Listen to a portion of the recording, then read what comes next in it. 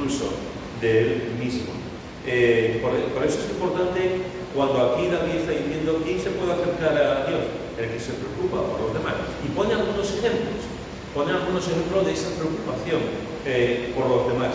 En primer lugar dice el que se preocupa de no calumniar, el que se preocupa de no calumniar, el que no calumnia con su lengua, el que le da el pico, el que no calumnia con su lengua. Es interesante lo que dice Levítico, capítulo 19, versículo 16. Levítico, capítulo 19, versículo 16, dice: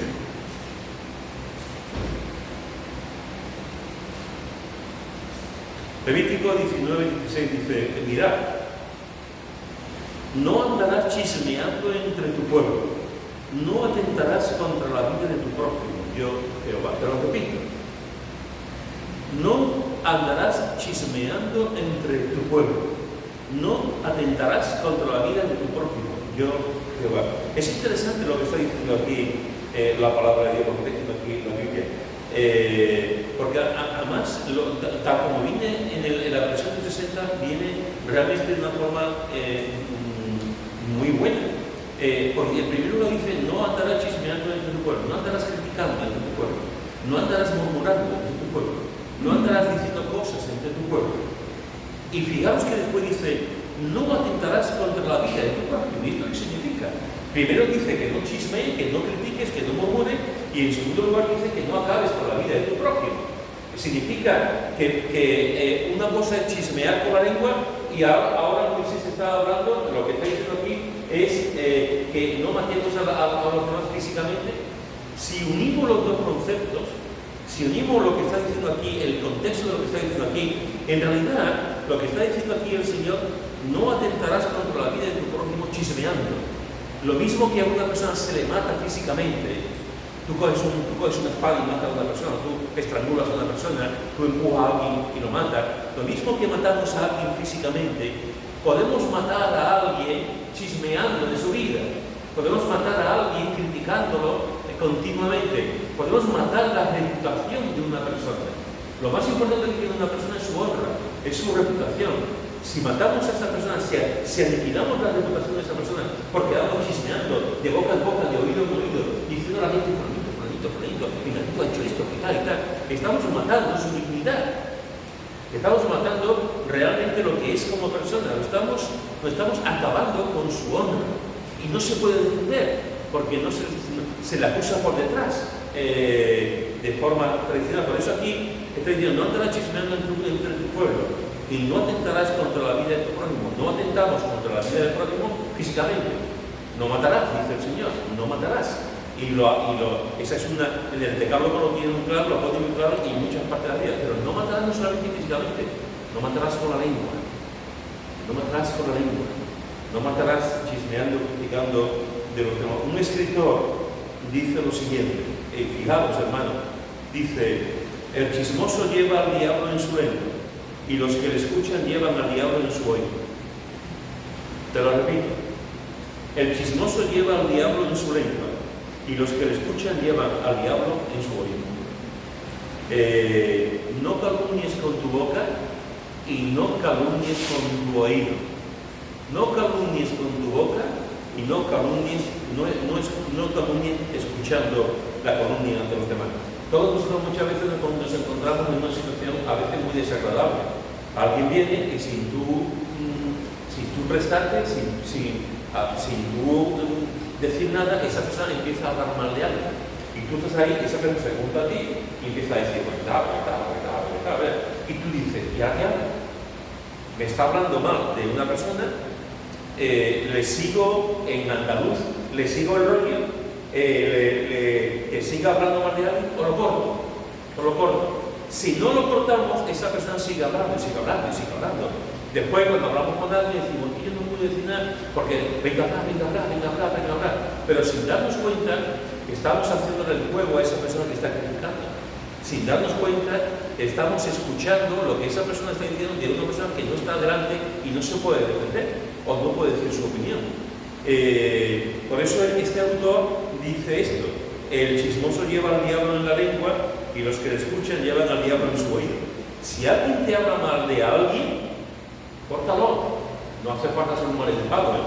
No hace falta decir, a mí no me habla de esa persona así, no hace falta ser un maleducado. Pero simplemente decirle, mira, prefiero que no me hables de una persona que está delante. O decirle, ¿tú has hablado con esa persona? ¿Tú le has comentado esto? No escuchemos lo que los demás dicen, porque entonces seguimos la rueda, seguimos continuamente, sigue hablando mal de una persona que no está presente. Esopo nos cuenta de una fábula en la que había 3 toros y había un león.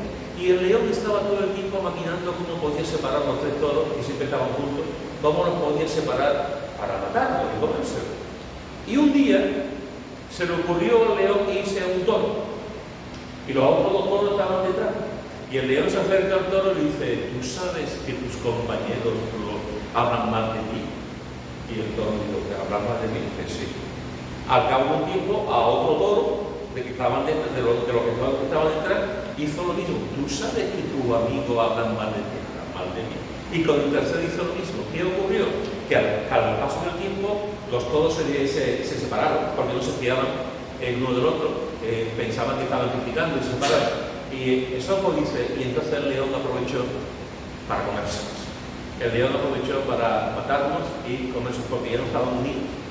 La lengua, el chisme, la crítica, una de las cosas que provoca es la desunión.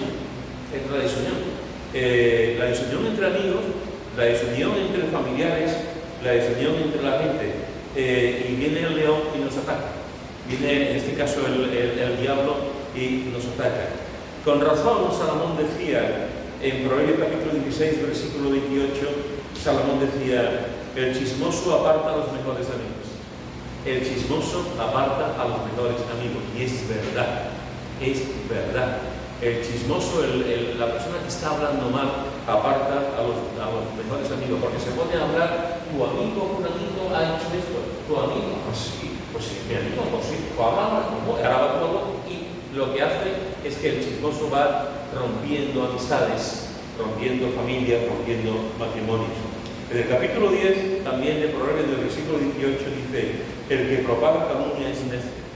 El que propaga calumnia es necio. Es decir, la persona que está calumniando a los demás es un necio, es un insensato, es un tonto. La persona que está calumniando, que aprovecha el tiempo, que dedica el tiempo a aprovecharse de los demás. El chismoso aparta a los mejores amigos, y hay que tener cuidado. ¿Sabéis, hermanos y hermanas? En mis años de cristiano y en mis años como pastor, una cosa que yo detecté, y no hace falta ser un Einstein, uno de los peligros más graves que tenemos en la iglesia, uno de los problemas más graves que tenemos en la iglesia es la calumnia. Es la calumnia, es el chisme. Hay muchísimos creyentes que no le dan importancia a la calumnia. Lo toman como algo normal, como algo natural, cuando la calumnia es del diablo.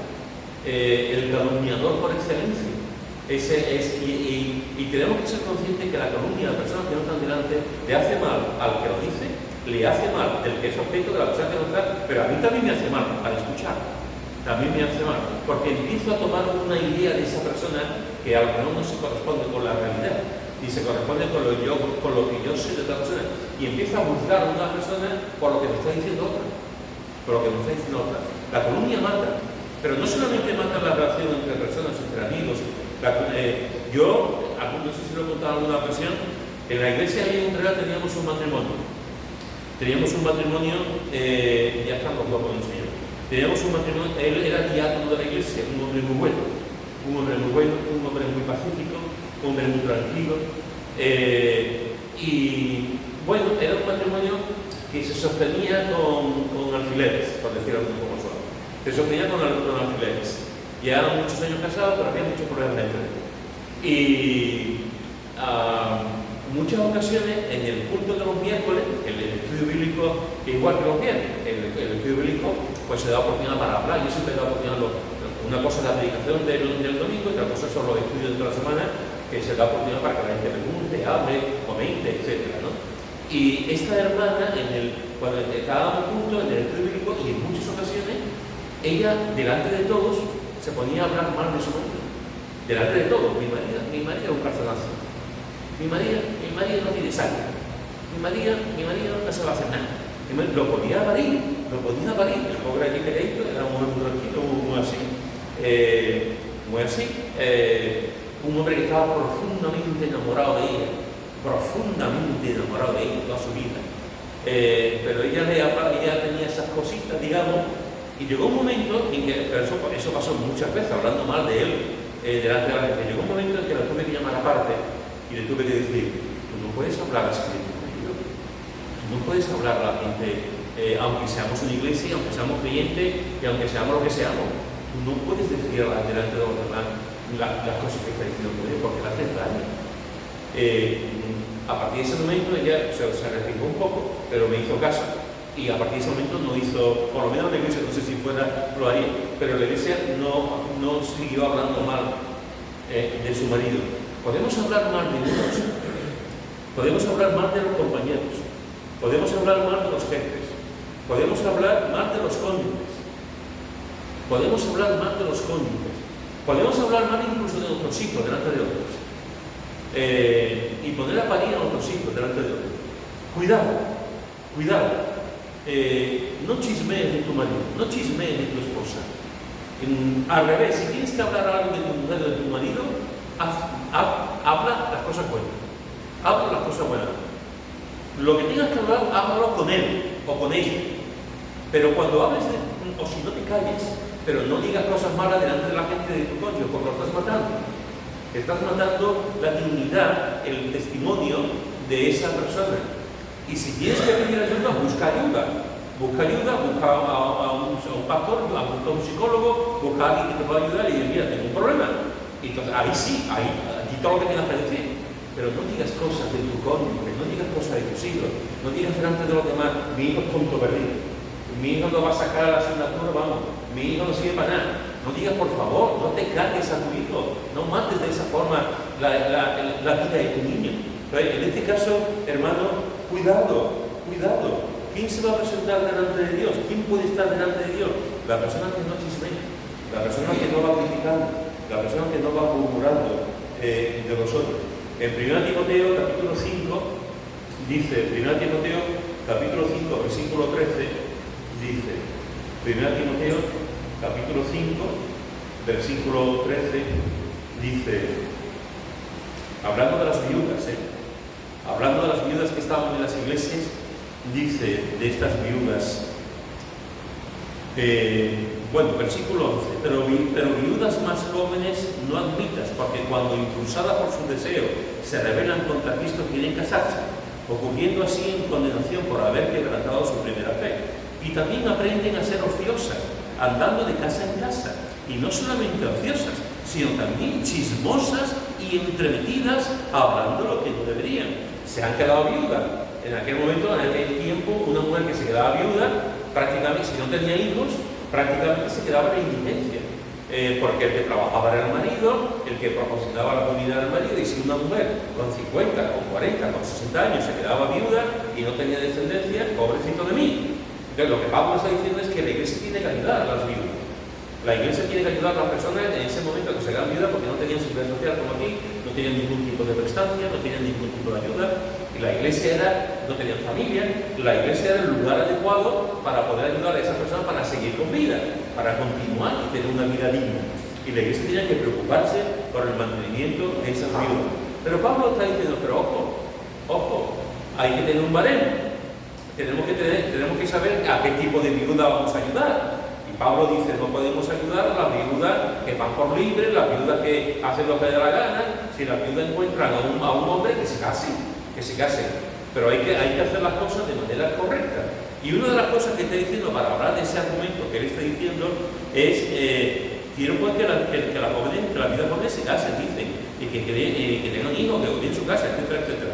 Pero fijaros que estas viudas, las que no tienen otra cosa que hacer, las que están ahí con su estilo de vida, aprenden a ser ociosas. Este tipo de viudas no hacen nada. Se quedan tranquilamente ahí, andando de casa en casa.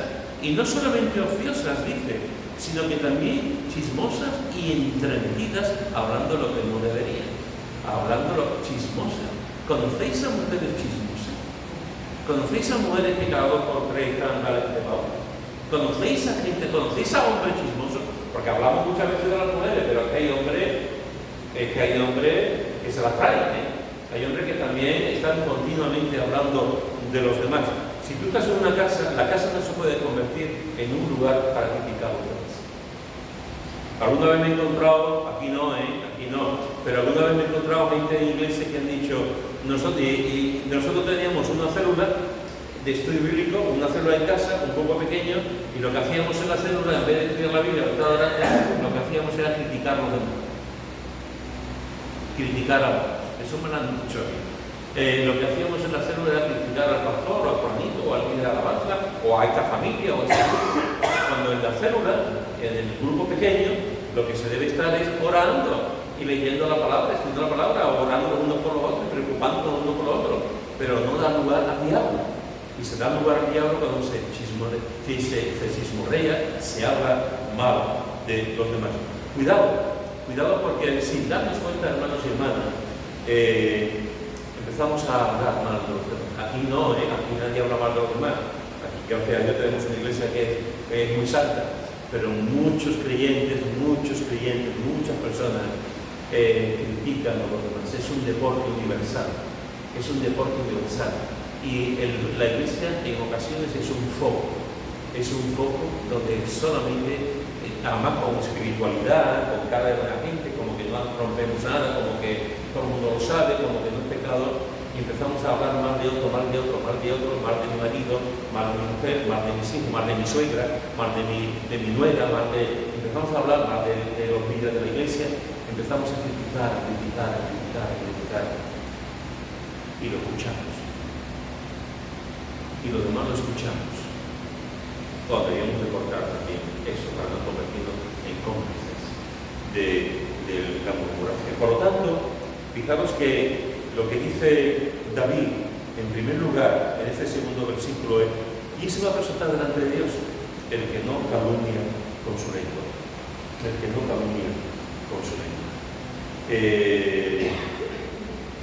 Lo segundo que dice es: ni hace mal a su prójimo. En este sentido me encanta, una de las cosas que a mí me encanta de Jesús, lo he dicho muchas veces, una de las cosas que a mí siempre desde que conocí a Jesús me encanta es su radicalidad. Jesús es radical. Jesús es radical en sus planteamientos. Jesús es radical en sus demandas. Jesús es radical en lo que dice. Jesús no va engañando. Él te dice: ¿tú quieres seguirme? Muérete. Jesús ese sí me encanta, es radical. ¿Tú quieres seguirme? Vendrá por bien. Déjalo todo. ¿Cómo? Me encanta. Además te dice, te mira los ojos y te dice: déjalo todo, véndelo todo, déjalo todo, sígueme, y que sepa que vas a sufrir. Dice: pues vaya, me está vendiendo un mensaje, qué manera de decirme que te siga, si me está diciendo eso, ¿quién lo hace? O sea, sí, es Jesús, me encanta, porque Él dice las cosas como son, me encanta. Cuando hablamos de no hacer mal al prójimo, una de las cosas que a mí siempre me ha llamado la atención de Jesús es capaz de decir en Mateo 5, en el versículo 44, en medio del Sermón del Monte, Jesús dice: pero yo os digo, la autoridad de Jesús, pero yo os digo, amad a vuestros enemigos, bendecid a los que os maldicen, haced bien a los que os aborrecen, y orad por los que os ultrajan y os persiguen. Son palabras de Jesús. Eso es radicalismo, eso es radical. Lo que Jesús está diciendo aquí va en contra del ser humano, va en contra de lo que sentimos, va en contra de lo que somos, porque Jesús no va a otra dimensión, a otra cosa. Pero es lo que dice Él: amad a vuestros. ¿Quién ama a los enemigos? Bendecid a los que maldicen. ¿Quién va a bendecir a los que le maldicen? Hacer bien a los que aborrecen. Pero ¿cómo voy a hacer bien a aquellos que me odian? Orar por los que se ultrajan y os persiguen. Aquellos que venían a confesar y orar por ellos, Jesús, pero esto es lo que hace Jesús. Esto es lo que dice. Por eso te digo, desde que lo conozco, una de las cosas que a mí siempre me ha llamado la atención es su radicalidad. Y Jesús está diciendo, como radical, está enseñando una cosa completamente diferente a lo que enseña el mundo. ¿Os acordáis de Moisés? ¿Os acordáis de aquel hombre, aquel varón de Dios que era manso, el más manso de la tierra? ¿Os acordáis de Moisés cómo el Señor lo llamó a llevarse a su pueblo del desierto de Egipto, pasar por el desierto? ¿Os acordáis que estuvo 40 años como responsable, como líder, como caudillo de Israel? ¿Os acordáis la cantidad de sufrimiento, de cosas que tuvo que pasar Moisés? El pueblo lo criticó, le murmuró en varias ocasiones. El pueblo le decía en varias ocasiones: para eso hemos venido al desierto, para morir. Nos hubiéramos quedado en Egipto con la cebolla y con la zanahoria y con la comunidad de allí. Muchas veces le dieron palo a la gente que estaban con Moisés. En cada situación que se levantaba, Moisés oraba por el pueblo. Moisés oraba por el pueblo. Otra vez, y Moisés oraba por el pueblo. Y se ponía delante de Dios para orar por el pueblo. Hasta que un día su propia hermana y su propio hermano, Aarón y María, empezaron a darle al pico. Empezaron a chismear, a chismorrear de él. Y le dijeron: ¿y tú, Moisés? ¿Tú estás aquí? Tú estás aquí, pero es que nosotros también estamos. Es que nosotros también estamos. Y entró la envidia. Y María y Aarón se pusieron a murmurar de Moisés porque se había casado con una mujer extranjera. Pero eso realmente era la excusa. La excusa es porque se había casado con una mujer musita. Pero era la excusa para criticarlo abiertamente, para murmurar de él. Porque ellos también habían sido elegidos por Dios. Porque ellos eran su hermano. Porque era Aarón y María, no solamente Moisés. Es que solamente Dios habla a través de ti, Moisés. No habla también a través de nosotros. Y empezaron a criticarlo. Y el Señor intervino. ¿Recordáis? El Señor intervino y le dijo: ¿qué hacéis? ¿Qué hacéis? A Moisés lo he puesto yo.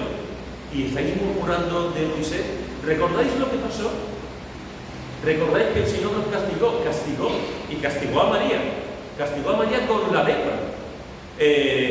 ¿Recordáis que antes del castigo de María, Moisés podía haber dicho: Señor, son mis hermanos, pero vaya como me están poniendo, Señor, cárgatelo? Señor, podía haberlo dicho.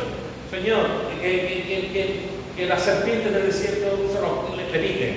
Podía haberlo hecho. Pero ¿qué es lo que hace Moisés ante el dolor que tuvo? Porque tuvo que doler mucho que sus propios hermanos de sangre tuviesen envidia de él y que lo criticaran abiertamente. ¿Qué es lo que hizo Moisés? Ponerse de rodillas y orar por él. Moisés no respondió de la misma forma que ellos.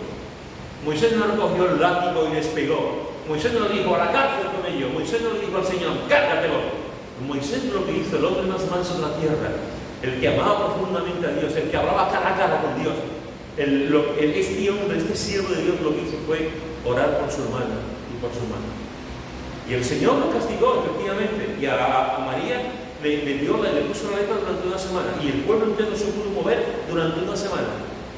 Pero fue a raíz de la oración de Moisés que el Señor lo castigó más abundantemente. Podía haberlos aniquilado, podía haber hecho más cosas, no lo hizo porque Moisés intercedió por sus hermanos y lo escuchó. ¿A dónde voy? Que Moisés oró por su hermano porque realmente estaba aprendiendo de su maestro, estaba aprendiendo de Dios lo que después Jesús iba a decir: amar a tus enemigos, bendecir a los que os maldicen, hacer bien a los que os aborrecen y orar por los contrarios. Eso fue lo que hizo Moisés también. Eso fue lo que hizo Moisés. ¿Os acordáis de José? ¿Os acordáis de José, aquel chaval? ¿Os acordáis de cómo sus hermanos quisieron matarlo? ¿Os acordáis cómo vino una caravana de mercaderes y lo llevaron? Menos mal que no lo mataron. Y lo vendieron a los mercaderes y lo llevaron a Egipto. ¿Acordáis cómo pasó las cosas que ocurrieron en su vida, que al final llega a ser la segunda persona más importante de Egipto? Después de 13 años de estar allí como esclavo, en la cárcel, llega a ser la segunda persona más importante de Egipto después de Faraón. Y llegan los hermanos, y hay mucha hambre en la tierra, y los hermanos están llenos quieren comida, quieren pagar cereales, quieren comer pan. Y llegan allí los hermanos a Egipto, como tantos otros lugares, como tantos otros países, para comprar, porque José había ahorrado durante los 7 años de abundancia. Y llegan allí los hermanos, y José reconoce a sus hermanos. Y José podía haber dicho: José, yo soy José, y yo reconozco a mis hermanos que me quisieron matar, que me pusieron una cisterna, que me han vendido, que han arruinado mi vida, por completo. Y si no por la gracia de Dios, que me ha puesto aquí, no sé lo que hubiese pasado. Y yo veo a mis hermanos allí, yo soy la segunda persona más importante de Egipto, y yo llamo a los soldados y digo: a esa gente que están ahí, a matarlo, a degollarlo. ¿Pero qué hizo José? José no actuó así. José no los mató. metido en la cárcel. José lo que hizo fue llorar con ellos. Lo que hizo fue reconciliarse con ellos. Lo que hizo fue estar vivo y padre. Lo que hizo José fue darles una tierra, la tierra de Gosén, para que allí vivieran y trajesen a Jacob también de allí. José actuó como Jesús dijo después, de la forma en que dijo, amar a vuestros enemigos, bendecir a los que os maldicen, etcétera, etcétera. José hizo bien a sus hermanos. ¿Tenía que haber hecho mal? Pues posiblemente cualquiera hubiese hecho mal a los que le hicieron daño. La ley humana, la carne humana, el sentimiento humano, la venganza humana nos hace ir a lo que nos hace un daño y queremos hacerle daño porque nos han hecho daño a nosotros o a la gente que más queremos. Pero la ley de Dios es diferente, la lógica de Dios es diferente, la forma de actuar de Dios es diferente. Y José es un ejemplo de lo que hace el Señor. En vez de ir por los hermanos, les hizo bien a los hermanos. ¿Recordáis a Esteban? ¿Recordáis a Esteban, aquel hombre de Dios? ¿Recordáis a Esteban que lo estaban matando con piedras grandes, lo estaban lapidando? Unas piedras tremendas, allí tirándole piedras porque era cristiano, porque era un seguidor de Jesús. Y aquí estaba Esteban, allí, y lo estaban matando. ¿Y os acordáis lo que hace Esteban? ¿Recordáis la oración de Esteban? ¿Recordáis la actitud de Esteban? Perdónalos, perdónalos, perdónalos, perdónalos, perdónalos. Igual que Jesús en la cruz. Igual que Jesús en la cruz, perdónalos porque no saben lo que hacen. Y a Esteban lo estaba matando. Señor, perdónalos, no le tomes en cuenta este pecado. Es tremendo, lo estaban matando. Lo estaban matando aquí con la furia, y la gente con las piedras, cargándose a Esteban simplemente porque era un seguidor de Jesús. Y Esteban respondió, orando por ellos, no les tomes en cuenta lo que han hecho, clamando por ellos, con la bondad por delante, con el perdón por delante. Por eso, hermano, cuando dice ¿quién se presentará delante de Dios? El que no hace mal a su prójimo, el que no hace mal a su prójimo, el que ama a sus enemigos, el que bendice a los que maldicen, el que hace bien a los que aborrecen, el que ora por lo que su ultraja y los persigue. A ese tipo de personas le dice, el Señor le dice, preséntate delante de él. Preséntate delante de él. Y después dice, no solamente dice en el versículo 3, el que no calumnia con su lengua, después dice, ni hace mal a su prójimo, pero después dice, ni admite reproche alguno contra su vecino. La tercera cosa que dice este versículo. Ni admite reproche alguno contra su vecino, que es la tercera cualidad de la persona que se preocupa por otros. Ni admite reproche alguno contra su vecino. Si te cuentan algo de tu vecino, ten cuidado. Ten cuidado. Si otra vecina te cuenta algo de tu vecino, de tu vecina, ten cuidado, no le prestes mucha atención, ni mucho menos lo divulgues. ¿Sabéis? Hace poco estaba leyendo el telediario y estaba creo que es en Canarias, no me hagáis mucho caso. Pero creo que en Canarias estaban hablando de llevar ahora no sé, ahora no hay mucho, pero cuando yo era un niño, las familias salían en verano, las familias salían con una silla a la calle a hablar. Y en la calle se ponían en la calle se ponían con su botijo, otros con su quinto, con su casero, otros con su machaquito, pero en fin, se ponían en la calle a hablar por la noche. Yo recuerdo a vecinos míos, recuerdo en las sillas de Enea o sillas de playa, sentados tranquilamente charlando. Eso ya lo hay, pero cada vez está más desaparecido. Pues en Canarias, no sé exactamente en qué isla, han pedido que sea el patrimonio mundial, patrimonio inmaterial, que la ONU declare las charlas entre vecinos en la calle como patrimonio de la humanidad, inmaterial. El hecho de salir, estar tranquilos a las 10 de la noche, charlando tranquilamente, hablando, comiendo pipas, traduce, o un poco de por ahí, da igual, estando juntos charlando. Qué bueno es los vecinos, qué bueno es tener buenos vecinos, qué bendición es tener buenos vecinos. Porque cuando tenemos malos vecinos que no van a hacer ruido, Cuando tenemos malos vecinos que tienen 2 perros y están los 2 perros todas las 24 horas del día, ¡wow! ¡Wow! Y dice, pues nadie mata al perro. Cuando tenemos vecinos que nada más que saben poner la música en alto y además la música está bom, bom, bom, eso es música ni nada. Cuando tenemos vecinos que están hasta las tantas con fiesta y tal, pero cuando tenemos buenos vecinos, hermanos, eso es una bendición. Tener buenos vecinos que tú abres la puerta y ellos pueden entrar. Mira, te dejo la llave que me voy a matar a las calles. Y tú le dejas la llave. Y eso es una bendición. Ojo, porque puede venir alguien y hablar mal de tu vecino. Puede venir alguien y hablar mal de tu vecina. Y poner nosotros exactamente igual a hablar mal de los vecinos. Por eso dice, ni admite reproche alguno contra su vecino. Si te dicen algo de tu vecino, no lo divulgues. Te has enterado que Carmela ha hecho esto. Sí, lo hizo bien. Carmela, sí parece una niña buena. Si no, nunca dice nada. Carmela, ahora tú vas a otro vecino, la gente no de Carmela, tú no estás escuchando el Carmela.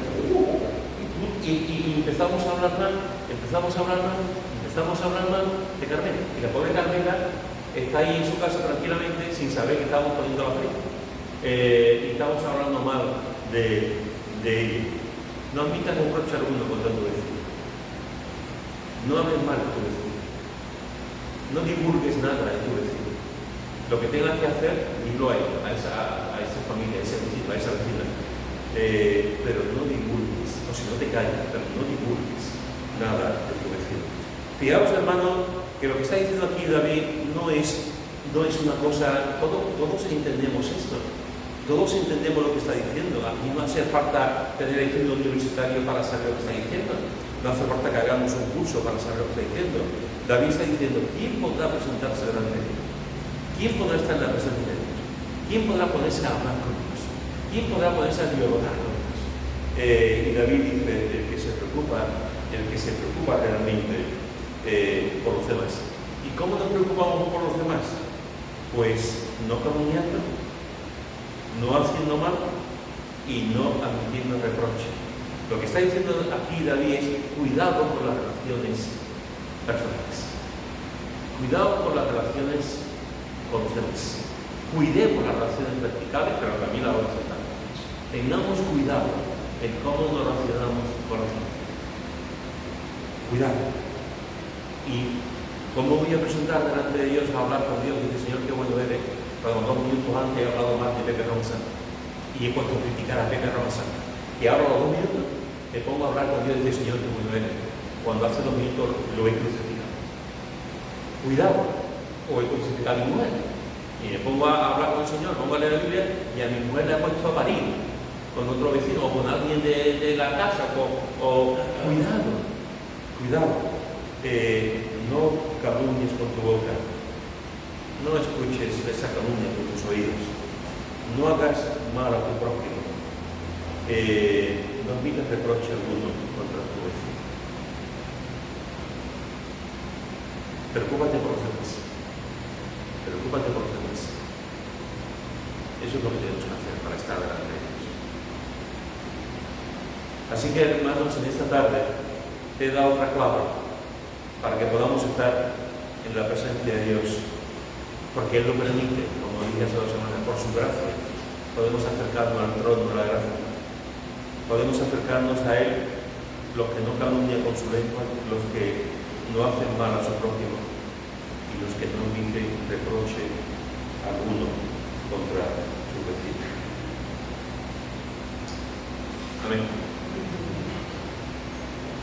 Si alguien quiere orar.